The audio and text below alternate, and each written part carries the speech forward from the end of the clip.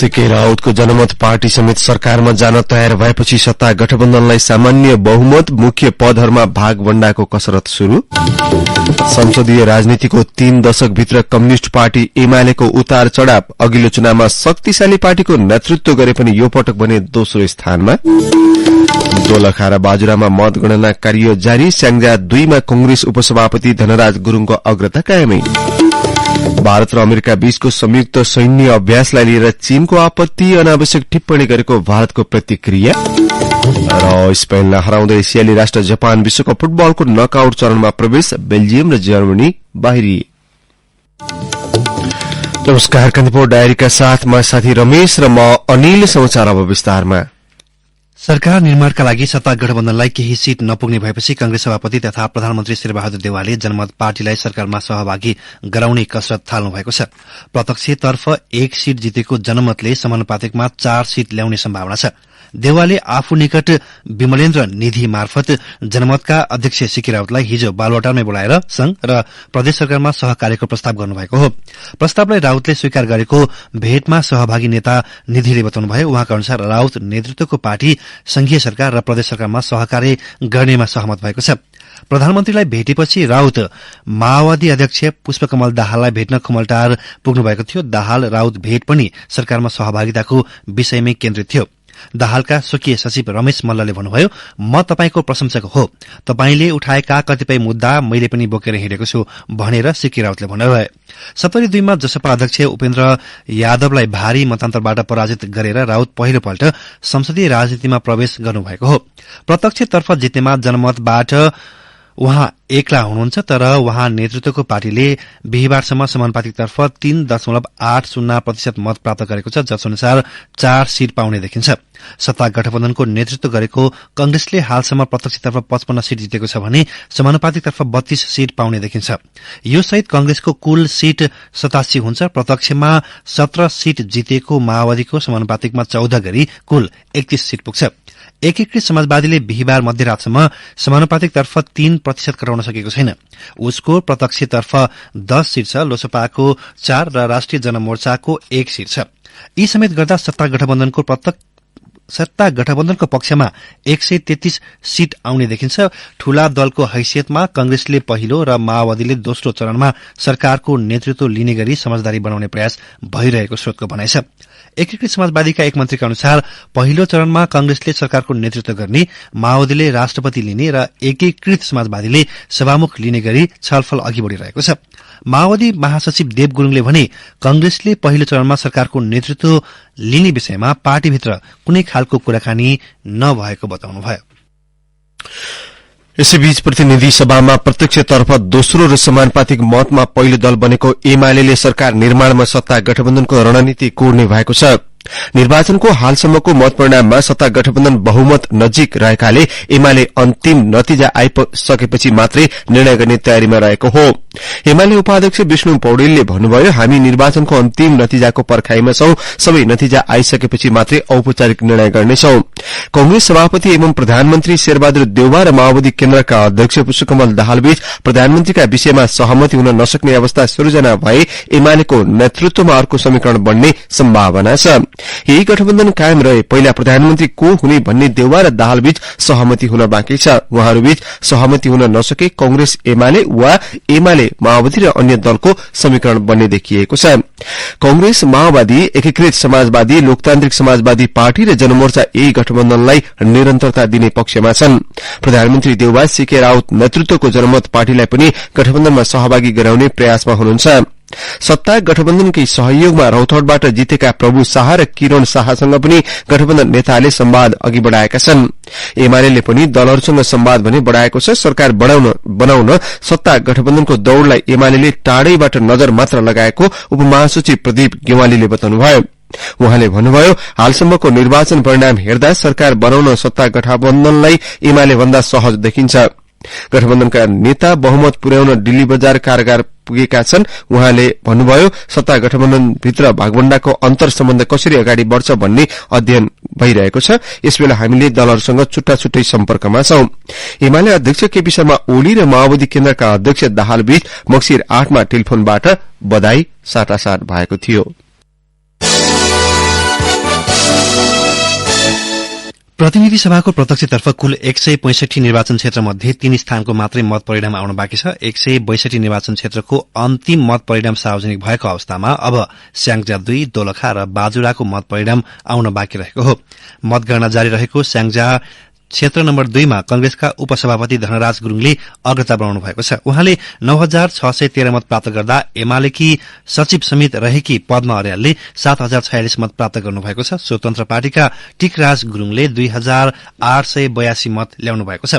यसैबीच विवादका कारण मतगणना रोकिएको बाजुरामा पनि मतगणना जारी छ। पछिल्लो विवरण अनुसार सो क्षेत्रमा नेपाली कांग्रेसका बद्री प्रसाद पाण्डेले 4214 मतका साथ अग्रता बनाउनु भएको छ। उहाँका निकटतम प्रतिद्वन्दी एमालेका कर्णबहादुर थापाले 3066 मत ल्याउनु भएको छ। उता दोलखामा पनि गैरातीदेखि मतगणना शुरू भएको छ। जिल्लाका 10 केन्द्रमा हिजो भएको मतदानमा आधा मात्र मत खसेको छ। कुल 8514 जना मतदाता रहेकोमा 4257 मत खसेको छ। पछिल्लो प्राप्त विवरण अनुसार यी क्षेत्रमा माओवादी केन्द्रका उम्मेद्वार गंगा कार्की र एमाले उम्मेद्वार बालकृष्ण शिवाकोटी बीच प्रतिस्पर्धा छ।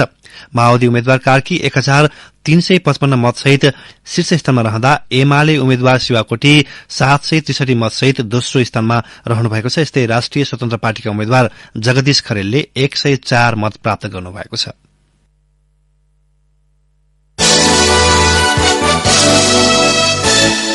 प्रतिनिधि सभा र प्रदेशसभा निर्वाचनमा विभिन्न निर्माण कम्पनी सम्बद्ध 19 ठेकेदार सांसदमा निर्वाचित भएका छन्। प्रतिनिधि सभाका लागि चुनावी मैदानमा उत्रिएका 15 ठेकेदार मध्ये 8 जना सांसद चुनिएका हुन्।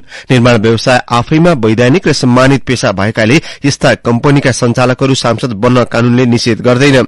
मन्त्री मुख्यमन्त्रीको दौड़मा रहेका उनीहरू यस्ता संसदीय समितिमा पनि बस्छन्, जसले उनीहरूको व्यवसायका विषयमा नीति निर्माण र अनुगमन समेत गर्नेछ। यसले स्वयं स्वार्थबाजी नै देखिएको छ। पुल पूर्वाधारमा अलपत्र पारेर विभिन्न मुद्दा खिर्दै आएका पप्पू कन्स्ट्रक्सनका संस्थापक हरिनारायण रजौरिया अघिल्लो पटक जसपाबाट सांसद भएर विकास समितिमा सदस्य समेत भएका थिए। अख्तियार दुरूपयोग अनुसन्धान आयोगले मुद्दा दायर गरेपछि मात्रै उनी निलम्बनमा परेका थिए। योपालि उनले टिकट पाएनन्, तर अरू 19 जना निर्माण व्यवसायी प्रतिनिधि र प्रदेश सभामा पुगेका छन्। निर्वाचित निर्माण व्यवसायी मध्ये एक हुन् मोहन आचार्य। कंग्रेसबाट उम्मेद्वार बनेका रसुवा कन्स्ट्रक्सनका आचार्य रसुवामा एमालेका छोवाङ तेन्जिङ तामाङलाई पराजित गर्दै सांसद बनेका छन्। उनी पहिलो पटक सांसद बनेका भने होइनन्। यसअघि पनि रसुवाबाट जितेका थिए। कालिका कन्स्ट्रक्सनका विक्रम पाण्डे राप्रपाबाट चितवन 3 मा निर्वाचित भएका छन्। सिक्टा सिंचाई आयोजना अलपत्र पारेर भ्रष्टाचार गरेको अभियोगमा अख्तियार दुरूपयोग अनुसन्धान आयोगले पाण्डे सहित 21 जना विरूद्ध 8.5 अर्ब बढ़ी बिगो त्यति नै जरिवाना तथा 2 वर्ष कैद माग दाबी सहित 4 वर्ष अघि मुद्दा दायर गरेको थियो। विशेष अदालतले गत असार 5 मा उनीहरूलाई सफाई दिए पनि फैसलाको पूर्ण पाठ आएपछि अख्तियार सर्वोच्च अदालत जाने तयारीमा रहेको छ। यो मुद्दा दायर भएमा उनी निलम्बनमा पर्नेछन्। कंग्रेसबाट उम्मेद्वार रहेका यसलाई फेरि सुन्नुहोस्। कान्छाराम कन्स्ट्रक्सनका पूर्णबहादुर तामाङ पनि रामेछापबाट निर्वाचित भएका छन्।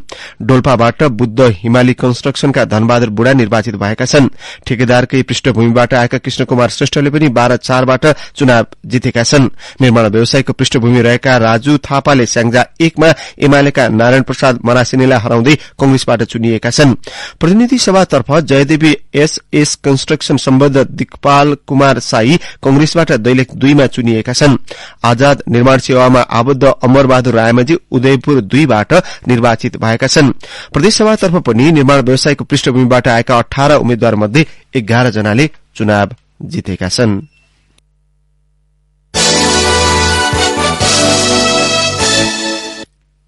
प्रतिनिधि सभाको समानुपातिक तर्फ एमाले आफ्नो अग्रता कायम राखेको छ। 1,03,77,396 मतगणना सम्पन्न भएकोमा शुरूदेखि नै अग्रता बनाएको नेकपा एमाले 27,72,273 मतसहित अग्रस्थानमा छ। सत्ता घटक प्रमुख दल नेपाली कांग्रेस 26,42,622 मतसहित दोस्रो स्थानमा छ। त्यस्तै 11,61,152 मतसहित सत्ता घटक माओवादी केन्द्र तेस्रो स्थानमा रहेको छ। चुनावको सम्मुखमा गठन भएको राष्ट्रिय स्वतन्त्र पार्टी 11,18,996 मतका साथ चौथो स्थानमा रहेर राष्ट्रिय पार्टी बन्ने आधार तय गरिसकेको छ। 5,85,830 मतका साथ राष्ट्रिय प्रजातन्त्र पार्टी पाँचौं स्थानमा रहेको छ। जनता समाजवादी पार्टी जसपा 4,20,928 मतसहित छैटौं स्थानमा रहँदा जनमत पार्टीले 3,94,335 मत ल्याएर थ्रेस होल्ड कटाइसकेको छ। यता राष्ट्रिय पार्टी बन्न संघर्ष जारी राखेको सत्ता घटक नेकपा एकीकृत समाजवादीले 2,94,010 मत ल्याउँदा नागरिक उन्मुक्ति पार्टीले 2,71,657 मत ल्याएको छ। कान्तिपुर डायरीमा अब ब्रेकको पालो। डायरीमा अब कान्तिपुर सविस्तार। कान्तिपुर सविस्तार। आफूलाई कम्युनिष्ट आन्दोलनको मूलधार भन्दै आएको नेकपा एमाले 3 दशकको संसदीय यात्रामा निकै उतार चढ़ाव बेहोरेको छ। पहिलो पटक 2048 सालको आम निर्वाचनबाट प्रतिस्पर्धाको राजनीतिमा होमिएको एमाले यो पटक निर्वाचनमा पनि दोस्रो स्थानमा खुम्चिएको छ। अघिल्लो पटकको निर्वाचनबाट शक्ति कम्युनिष्ट पार्टीको नेतृत्व गरेको एमाले प्रत्यक्षतर्फ अहिलेसम्म 44 सीट जितेको छ भने समानुपातिकमा सबैभन्दा बढ़ी मत ल्याएर आफ्नो जनमतलाई कायमै राखेको छ। प्रतिनिधि सभा र प्रदेशसभाको निर्वाचनमा प्रतिस्पर्धा गरेको एमालेका कतिपय प्रभावशाली नेताहरू यो निर्वाचनमा पराजित भए।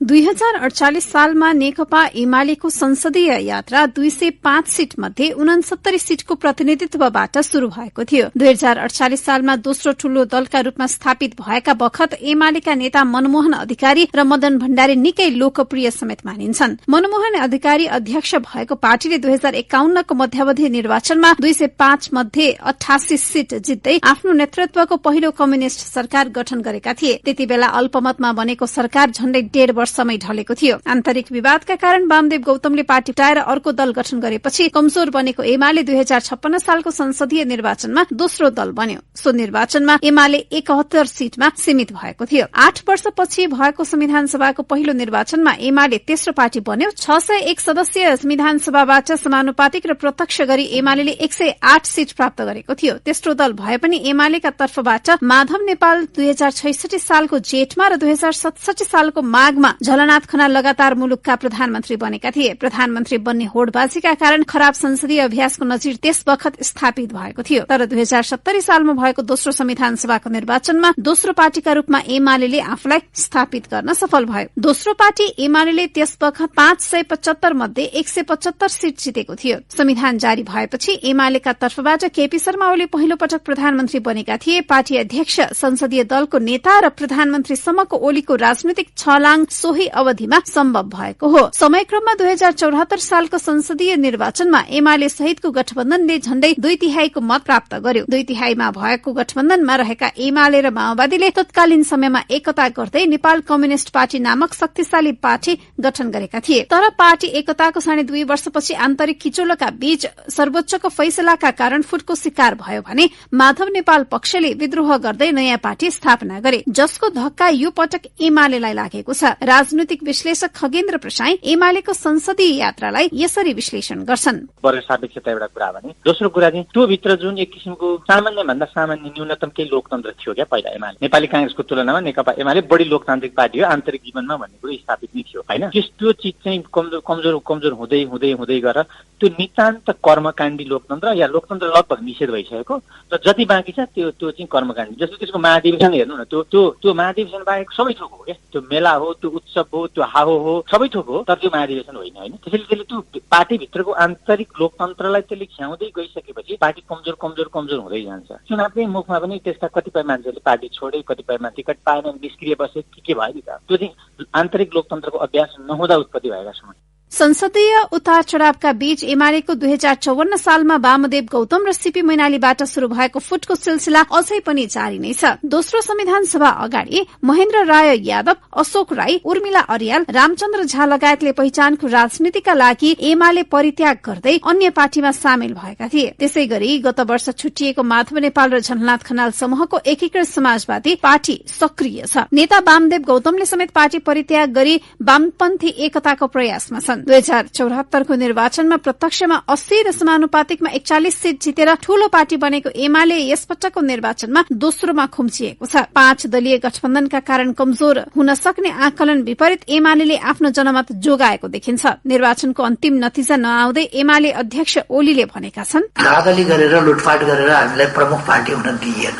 विभिन्न प्रकारका धाँधली, अनुचित क्रियाकलाप, हाम्रो हातबाट त्यो सिटहरू कहीँ मान्छे मारेर, कहीँ बुथ लुटेर, कहीँ गिन्तीमा के गरेर, यस्तै कारणहरूले गर्दा 6वटा सिट अहिले विलम्ब भएको छ। 3टामा चुनाव हुने बाँकी, 3टामा मतगणना जारी छ र धाँधलीका अनेक स्वरूपहरू र राज्य सत्ताको दुरुपयोग, शक्तिको दुरुपयोग, संयन्त्रको दुरुपयोग भइरहेको छ। अहिले पनि हामी 49 को हुन सक्छौँ। यदि यसो नहुँदो हो भने मैले अघि नै भने हामी धेरै सिटले अगाडि, यो सबैका बीचमा सर्वाधिक लोकप्रिय नेपालको पार्टी कुन हो भन्दा नेकपा एमाले हो भन्ने कुरा जनमतबाट स्थापित हुन्छ। अघिल्लो निर्वाचनको तुलनामा कम सीट जितेको एमाले भित्र अब समीक्षा गर्दै अघि बढ्नुपर्ने धारणा प्रकट भएका छन्। कुनै पनि दलको बहुमत नआएकाले आफूहरूको नेतृत्वमा सरकार बन्न सक्ने दावी समेत उनीहरूले गरिरहेका छन्। नेकपा एमालेकी उपाध्यक्ष अष्टलक्ष्मी शाक्यले भनिन्, अहिले जुन राजनीतिक परिवर्तनको परिस्थितिको जुन चाहिँ अवस्था छ, एकातिर गठबन्धन, नेकपा एमालेलाई कमजोर बनाउने, त्यो गठबन्धनको एउटै मात्रै चाहिँ उद्देश्य भनेको एमाले कमजोर बनाउने। हामी आफै पनि आन्तरिक व्यवस्थापन गर्न जसरी चाहिँ व्यवस्थित गर्नुपर्थ्यो त्यो व्यवस्थापन पनि अलि गर्न चाहिँ हामीले कमजोरी गर्यौं भन्छु। किन भन्दाखेरि अब उम्मेदवार दिइरहँदाखेरि पनि पलाइदिनु पुगेन, पलाइदिनुमा अब त्यो जित्नेलाई चाहिँ दिनुपर्ने, अलिकति पनि फेरि जित्ने त्यो पनि हुन सकेन। त्यसरी चाहिँ उम्मेदवार बनाउँदाखेरि पनि हाम्रो आफ्नै पनि व्यवस्थापनमा केही कमीहरू देखिएको छ। यसले गर्दाखेरि पनि हो भनेर भन्छु। सत्ता समीकरणमा ठूलै फेरबदल नभए यो पटक नेकपा एमाले प्रतिपक्षमा बस्ने देखिन्छ। तर संसदीय जोड घटाउका कारण कस्तो सरकार निर्माण हुन्छ भन्ने अहिले नै तय भइसकेको छैन। संसदीय राजनीतिमा अभ्यस्त एमाले आगामी दिनमा लिने नीति र खेल्ने भूमिकाले राष्ट्रिय राजनीतिमा उसको उपस्थिति निर्धारण हुने निश्चित छ। रेडियो कान्तिपुरका लागि दिवा भट्टराई। कान्तिपुर सविस्तार।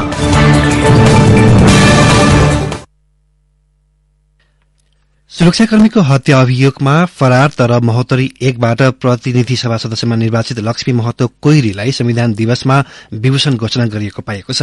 महतो 2072 भदौ 25 मा सशस्त्र प्रहरी बलका सहायक निरीक्षक असै थमनविक हत्या अभियोगका फरार व्यक्ति हुन्। उनलाई संविधान दिवस गत असोज 3 मा मन्त्री परिषदको सिफारिशमा राष्ट्रपति विद्यादेवी भण्डारीबाट समाजसेवीका रूपमा प्रबल जनसेवाश्री घोषणा गरिएको हो। विभूषणका लागि जिल्ला प्रशासनबाट सिफारिश भएर आएका नाममा गृह मन्त्रालयले विवादित पृष्ठभूमि भए नभएकामा दोहोरो प्रमाणीकरण गर्ने अभ्यास छ। महोत्तरी प्रशासनले भने महत्वको पृष्ठभूमि विवादित भएको जानकारी गृहलाई गराएन। त्यसपछि मन्त्री परिषदले उनको नामसहित विभूषित हुनेको सूची अनुमोदन गरेर राष्ट्रपति कार्यालय पठाएको थियो। त्यही सूची सदर गर्दै राष्ट्रपति कार्यालयले उनको नाम अनुमोदन गरेको हो। प्रबल जनसेवाश्रीबाट विभूषित हुने 312 जना मध्ये महत्वको नाम 10औं नम्बरमा छ।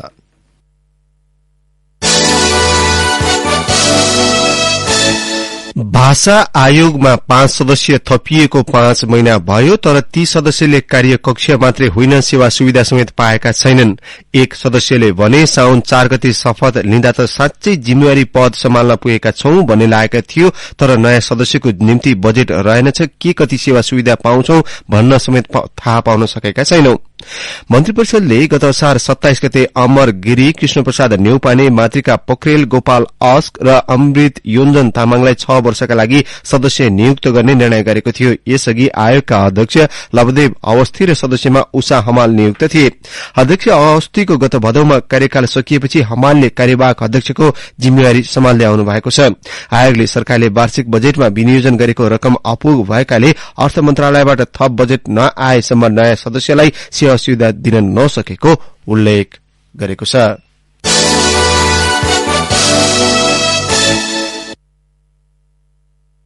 बागमती प्रदेश मुख्यमन्त्री कार्यालयको असहमतिका कारण 2.5 महिनादेखि रोकिएको सवारी लाइसेन्सको प्रयोगात्मक परीक्षा 70 अंक प्राप्त गरे पनि उत्तीर्ण हुने प्रणाली आगामी आइतबारदेखि लागू हुने भएको छ। प्रयोगात्मक परीक्षामा सामान्य गल्ती भए अनुत्तीर्ण हुने प्रणालीमा सुधार ल्याउन कार्यविधि लागू गर्ने जानकारी सहितको परिपत्र हिजो बागमती प्रदेशका सबै यातायात कार्यालयलाई गरिएको छ। बागमती प्रदेश श्रम रोजगार तथा यातायात मन्त्रालयको परिपत्र अनुसार सवारी अनुमति पत्र सम्बन्धी नयाँ कार्यविधि लागू गरिएको हो। गत असोज 2 मा भक्तपुरको राधेमा उद्घाटन गर्ने कार्यक्रम राखेका बेला मुख्यमन्त्री कार्यालयले रोकेपछि कार्यविधि लागू हुन सकेको थिएन। कान्तिपुर डायरीमा पुनः ब्रेकको पालो। कान्तिपुर डायरीमा अब आर्थिक प्रसंग। विद्युत प्राधिकरणले चालू आर्थिक वर्षको पहिलो 3 महिनामा 8.5 अर्ब रुपियाँ नाफा कमाएको छ। गत साउनदेखि असोजसम्ममा 24 अर्ब 48 करोड़ खर्च गरी 8 अर्ब 50 करोड़ रुपियाँ नाफा आर्जन गरेको हो। 3 महिनाको वित्तीय विवरण अनुसार प्राधिकरणले विद्युत बिक्री, ब्याज तथा अन्य आमदानीबाट 32 अर्ब 98 करोड़ रुपियाँ कुल आमदानी गरेको छ। सरकारी स्वामित्वका कम्पनी मध्ये प्राधिकरणको यो नाफा सबैभन्दा धेरै हो। कान्तिपुर डायरीमा अब अन्तर्राष्ट्रिय प्रसंग। भारत र अमेरिकाले गरिरहेको संयुक्त सैन्य अभ्यासलाई लिएर चीन र भारतको वाक युद्ध शुरू भएको छ। भारत र अमेरिकाका सैनिकहरूले उत्तराखण्डको औलीमा संयुक्त सैन्य अभ्यास गरिरहेका छन्। चीनिया सीमाबाट करिब 100 किलोमिटर भित्र भइरहेको सो अभ्यासप्रति बुधबार चीनले आपत्ति जनाएको थियो। भारतले भने हिजो चीनको सो विरोधलाई अनावश्यक भनेको छ। भारत र अमेरिका बीच भइरहेको पछिल्लो सैन्य अभ्यास 18औं संस्करण हो। अभ्यास आगामी 2 सातासम्म चल्नेछ। त्यस अभ्यासप्रति चीनिया विदेश मन्त्रालयका प्रवक्ता झाओ लिजियानले सीमा क्षेत्रमा गरिएको सो अभ्यासलाई भारत र चीन बीच सन् 1993 र 1996 मा भएको सम्झौता विपरीत भनेका छन्। त्यसको जवाब दिँदै भारतीय विदेश मन्त्रालयका प्रवक्ता अरिन्दम बागचीले भारत र अमेरिका दुई देशले गरिरहेको कुनै पनि सहकार्यको विरोध गर्ने बीटो चीनसँग नरहेको बताएका छन्। बिहिबारको नियमित पत्रकार सम्मेलनमा बागचीले अहिलेको युद्ध अभ्यासको चीनसँग भएको 1993 र 1996 को सम्झौतासँग कुनै तारतम्य नरहेको भन्दै चीनको तर्फबाट पटक पटक सम्झौताको उल्लंघन हुँदै आएको भनेका छन्। चीन या कुनै पनि अर्को देशलाई भारतले गर्दै गरेको सैन्य अभ्यासका बारेमा केही भन्ने अधिकार नरहेको उनले टिप्पणी गरे। सन् 2020 मा भारत चीन सीमा क्षेत्र पूर्वी लद्दाखमा दुई देशका सैनिकहरूबीच भिडन्त भए यता दुवै देशको सम्बन्ध सुमधुर भइ नसकेको स्थितिमा सैन्य अभ्यासलाई लिएर वाक युद्ध भएको छ। अब खेल प्रसंग। जापान, स्पेन, क्रोएसिया र मोरक्को विश्वकप फुटबलको नकआउट चरणमा प्रवेश गरेका छन्। एसियाली टोली जापानले स्पेनमाथि 2-1 गोल अन्तरको जित निकाल्दै अन्तिम 16मा स्थान पक्का गरेको हो। समूह विजेता बनेको जापानले स्पेनले शुरूआती अग्रता लिएको खेललाई उल्ट्याउँदै नकआउट चरणमा प्रवेश गरेको छ। स्पेनका लागि अल्भारो मोराटाले 11औं मिनेटमा अग्रता दिलाए पनि दोस्रो हाफमा जापान खेलमा फर्किएको थियो। जापानका लागि 48औं मिनेटमा रित्सु दोवन र एओ तानाकाले गोल गर्दै टोलीलाई जित दिलाएका थिए। ग्रुप ई अन्तर्गतको स्पेन जापानसँगको हारका बावजुद समूह उपविजेता बन्दै अन्तिम 16मा पुग्न सफल भएको छ। समूह ई को गैराती भएको अर्को खेलमा कोस्टारिकामाथि जर्मनीले 4-2 गोल अन्तरको जित निकालेको छ। जर्मनी जितका बावजुद तेस्रो स्थानमा रहँदै विश्वकपबाट समूह चरणबाट बाहिरिएको छ। कोस्टारिका पनि विश्वकपबाटै बाहिरिएको छ। गैराती समूह एफ अन्तर्गत भएको खेलमा मोरक्कोले क्यानाडामाथि 2-1 गोल अन्तरको जित निकाल्दै नकआउट चरणमा प्रवेश गरेको छ। क्यानाडामाथिको जितसँगै मोरक्को समूह एफ को शीर्ष टोली बन्न सफल भएको हो। समूह एफ को अर्को खेलमा क्रोएसियासँग गोलरहित बराबरी खेलेको बेल्जियम भने समूह चरणबाट बाहिरिएको छ। क्रोएसिया समूह उपविजेता बन्दै प्री क्वार्टर फाइनलमा प्रवेश गरेको हो।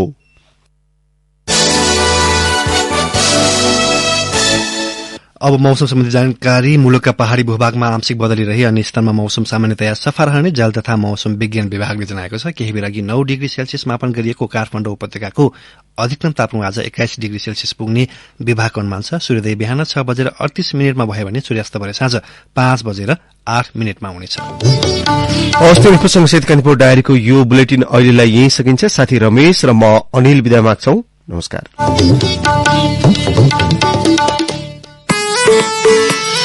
सबै शाखा सन्तान धन